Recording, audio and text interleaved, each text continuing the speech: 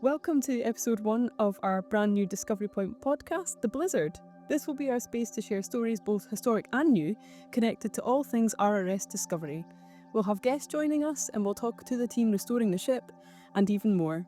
Join us every single month for a deep dive into all things Discovery. For anyone who doesn't know, the Rural Research Ship Discovery is one of the last surviving ships from the early age of Antarctic exploration. The ship was built here in Dundee in 1901 for Captain Scott's first expedition to Antarctica. Other famous names that we'll find out some more about through this series on that expedition included Sir Ernest Shackleton, Tom Crean and Edward Wilson. So, 124 years after its very first expedition, the RRS Discovery is back here in Dundee, and it has been since 1986. Explorers of all ages now come aboard this magnificent ship to learn all about its incredible history. For our first episode, we're going to look at polar publishing and explore why our podcast is even called The Blizzard.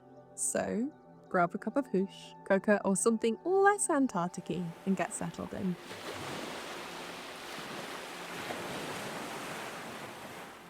So the first thing to do is introduce ourselves. So I'm Julie, I work in the marketing office here at Dundee Heritage Trust, and we're the charity that care for the Royal Research Ship Discovery, and we operate Discovery Point Museum. And my name's Kim. I'm the Education and Communities Coordinator here at Dundee Heritage Trust too. Our jobs are really similar, except Julie is behind the computer screen sharing all of the fun facts, whereas my job's usually to get out in front of school kids, go to see older people in their community, and generally just talk to people a little bit more face to face. Yeah, so we basically get to be Discovery geeks and share these stories with people, which is really nice. So I thought we could start today's podcast by looking at what does the blizzard mean? Like, why have we called our podcast The Blizzard? Obviously, we know that it connects to the weather, but what does it mean in the context of the RRS Discovery specifically? It actually links to a publication called the South Polar Times, which was a newspaper first published in Antarctica in 1902 and 1903 in the middle of Antarctic winter. And it was an incredible publication and is really famous in the world of kind of polar history and things now. And it was so popular amongst the officers and the crew that another publication had to come about to make sure that everybody's piece got published. So whether they'd written poetry, drawn illustrations, written wee pieces about their day. So the extra magazine, filled with all these additional bits of information that couldn't fit into the South Polar Times, was called The Blizzard. And essentially this is what our podcast is going to be. It's like an extra insight into what goes on here at Discovery Point, the people that we meet, the people that we work with, the historians that we bring on board and things. So it's all those extra nuggets of information about Discovery. The South Polar Times came about actually from the conception of the Discovery expedition. They knew that they'd need something to keep them mentally going through really long Antarctic winters. So an Antarctic winter basically means that you're not seeing a sunrise for nearly 6 months. It'll occasionally come just towards the horizon at either side of those, but you're essentially dealing with long periods in the darkness. And back at the early 1900s, you also have no way of communicating, and there was nobody else. The Germans were down there, but quite far away. You weren't able to communicate with anyone that wasn't on the ship. So either officers, scientists, or crew. So it was absolutely decided from the off that they were going to create this. And we'll talk a little bit later about the editors, the people who were leading this charge. But the very first South Polar Times was dedicated and decided on the 21st of March 1902, which was exactly a year since the Discovery had officially launched. I'll read a quote from Edward Wilson's diary. Thanks, Julie. 23rd of April 1902. We had a merry dinner today, as it was the first day of our long winter. The South Polar Times' first number was presented to the captain after dinner, and I think was thoroughly appreciated by everyone, even those who had appeared in the caricatures. Only one copy has been produced, and this is being made as complete and perfect as possible under the circumstances. So you were talking a little earlier, Julia, about the things that they'd find inside the South Polar Times, because it wasn't just like academic writing, like they were already writing reports, but this was something slightly different. Yeah, and again, Edward Wilson talks about that in his diaries. He says that they kept it so specifically Antarctic and everyday life that it was just a completely unique thing, because they all knew that they were all writing diaries and they would all pick up on different things. Like, it's very interesting to read the differences between the officers' diaries and the crew's diaries, kind of like that. But like multiple viewpoints and The multiple viewpoints of a situation, yeah.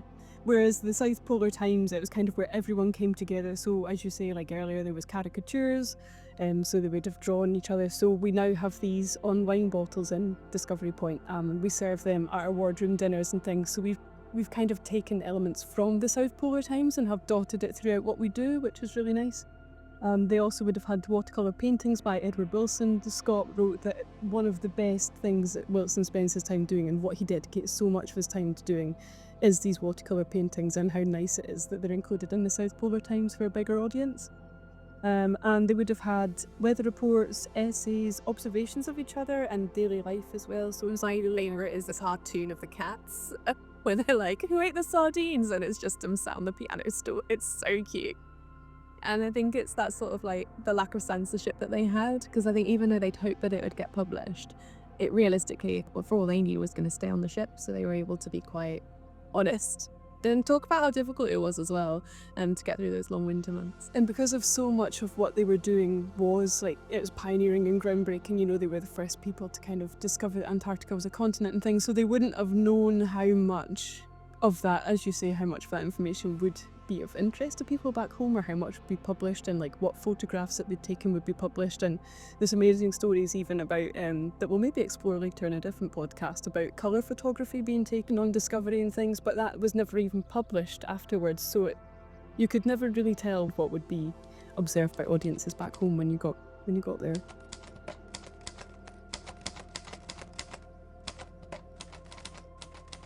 Thinking of like fun tech, how did they put it all together? They would have been typed in the editor's office, which sounds like a very interesting place on the ship.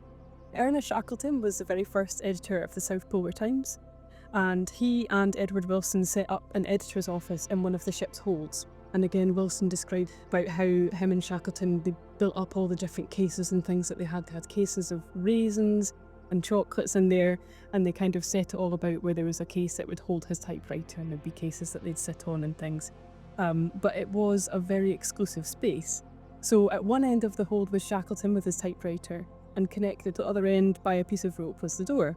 And Shackleton would use this rope pulley almost to let people in, whether he was busy typing and throwing bits of paper around frantically. And he loved poetry and things, so you can just kind of imagine what kind of atmosphere there was in that space, and it was very much like his editorial space. And they had a great passion for the magazines of the times. They talk about Scribner's magazines, very interested in their books, publications, poetry writing, and quite interesting to see, like, there was some of them that preferred to do the sports, but then there was others that wanted to be writing things down. Some wanted to play games, some thought games and card games were just foolhardy. So it's very interesting to think about what the attitudes were at that time, and I can't imagine what they would think of us doing a podcast. So obviously we know about the South Polar Times. That was then carried on in Scott's second expedition, the Terra Nova. As we said earlier, it was published when they got home, and it's kind of become like a legendary piece of publishing in terms of the Antarctic story, especially when you think of what happened in the Terra Nova expedition and things, and that fateful journey that Captain Scott had. So was the South Polar Times, Kim, was it the only piece of literature published, or did it go on to inspire maybe Shackleton? And Shackleton, when he knew a good idea, he'd hold on to it, I think. So when he went down on Nimrod, which was in 1907, he essentially wanted to reach the South Pole. Whilst they were down there, he decided to make the Aurora Australiaris. I probably butchered that pronunciation. It was part of what Shackleton referred to as their cultural program in order to keep their brains engaged. So he'd clearly seen the positive impact that the South Polar Times had had whilst he was on Discovery, and wanted to carry that on. And in order to do so, and to sort of one-up the South Polar Times, he decided that he should bring an entire printing press down to Antarctica. Which is just an amazing thing to think of.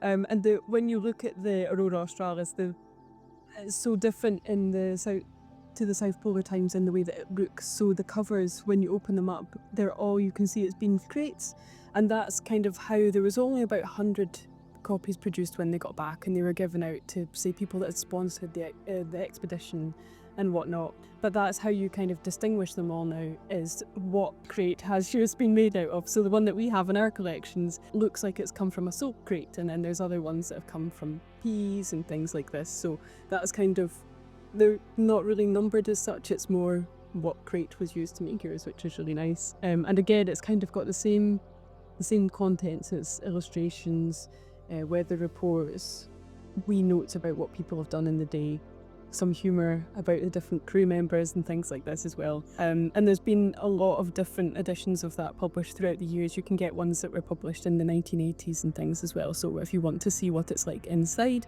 it's a really nice insight into Shackleton's second expedition. So what about more modern day? Because those are quite early actually in terms of Antarctic exploration. Is there like a modern equivalent to them? Yes, so there's the Antarctic Sun, which is a modern day digital newspaper with news about the United States Antarctic Programme, the ice and the people, funded by the National Science Foundation. And the website covers both science and features. Nice. And I guess like you can also follow some really cool polar people online on like Instagram and on Twitter. Yeah, so we've had a visit from Matty Jordan as well, who's really good at bringing insights from polar life into the daily lives of people in ways that we would understand. So he'll pour a can of Coke and it'll be completely frozen. He'll show you an Antarctic sunset and things. So it's almost in that same way, but it's that move to digital and how we consume things now. We've had Polar Preet come and speak to us, and she kept a blog of her expeditions, which are just absolutely incredible. That daily snippets of life have become so normal for us. You can't obviously it's very exciting to see anything from Antarctica, and especially for when you're working with children and things that come onto the ship. It's that sense of distance that we have. But to imagine back in 1904 when Captain Scott came back with his men and said, look, we've got this publication, like we've got this extra bit of information, and of course the blizzard as well as the South Polar Times. We have to give it its credit. What other kind of things do we have lined up for the blizzard, Kim? So we said that it's going to be monthly episodes.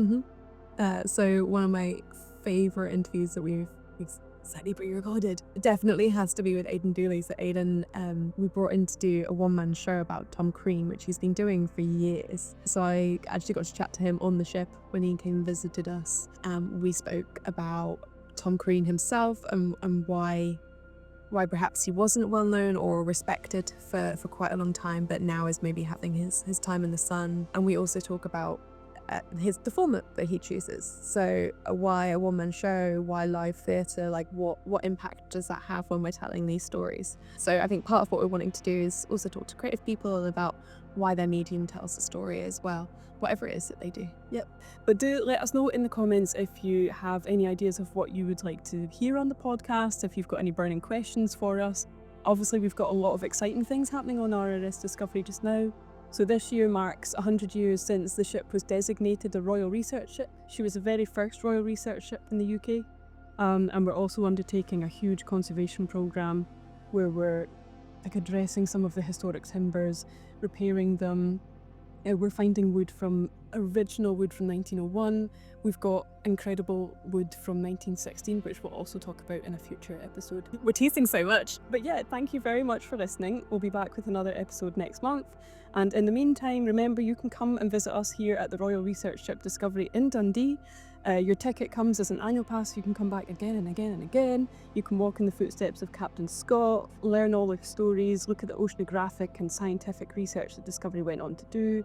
Her time as a vessel in London, literally 124 years of adventure, exploration and wonder to uncover with the RRS Discovery. Yeah, and we've got a fab temporary exhibition on at the moment about whaling and Scotland and how the Discovery ties into that story. And alongside the 100 years, we're going to be working with NOC later in the year as well. So we're hoping to collar some scientists to chat to. Thank you again, and we will see you soon. Bye! Bye!